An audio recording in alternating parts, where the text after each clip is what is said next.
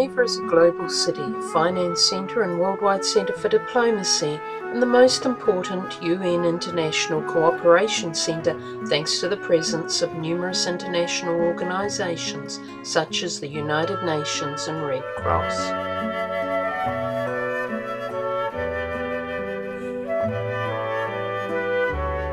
Historically, Geneva was a border town fortified against the Celtic tribe Helvetii when the Romans took it in 121 BC.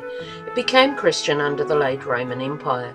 In the Middle Ages, Geneva was ruled by the Holy Roman Empire until the late 14th century, when it was granted a charter giving it a high degree of self-governance. At this time, the House of Savoy came to dominate the city.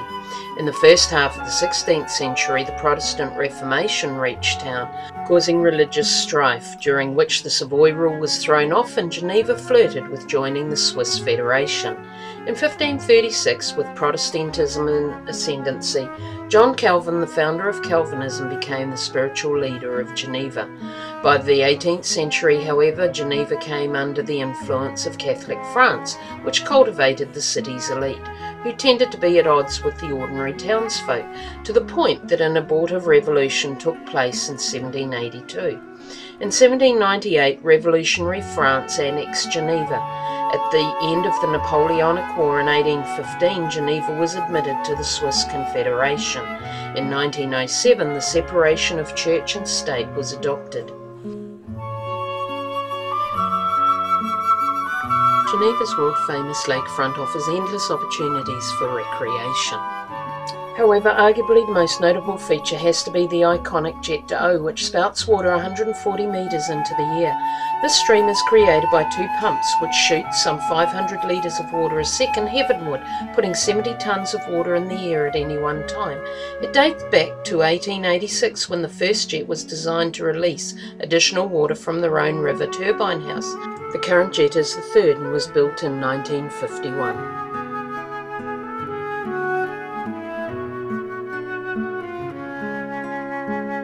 Begun in 1160 by the Bishop Prince of Geneva with later additions, St. Peter's Cathedral is an eclectic mixture of Gothic, Romanesque and neoclassical architecture. In 1536 it was stripped of its altars, statues, paintings and furniture to transform it into a church that fit with the austere beliefs of the Protestant view. Only a number of stained glass windows remain. It is best known as the adopted church home of John Calvin, one of the leaders of the Protestant Reformation. A chair which he used still remains within the building.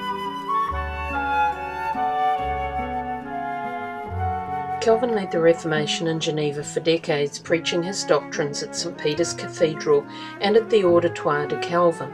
Geneva became famous as a model of an ideal Protestant city. Reformers from all over the world came to learn from Calvin and his colleagues.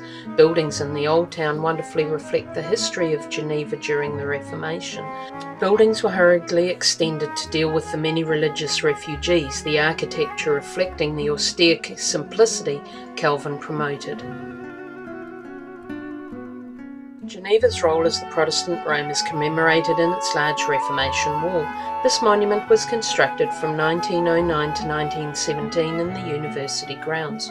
325 feet long and 30 feet high, it dominates the Parc de Bastien.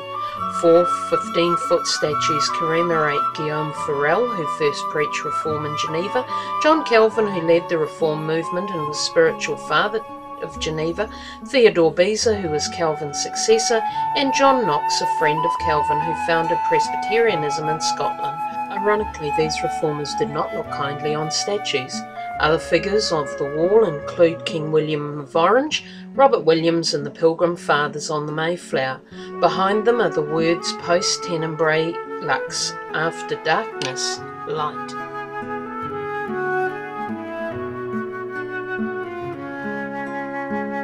Other places worth a look include the old granary, which became the city's arsenal, and the nearby Hotel de Ville, which is where Mass was stopped, Servetus was condemned, the Red Cross established, and the first Geneva Convention signed.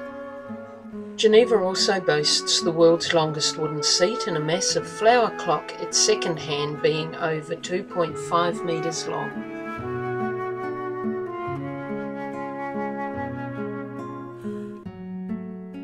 Geneva, a city where history and now blend beautifully.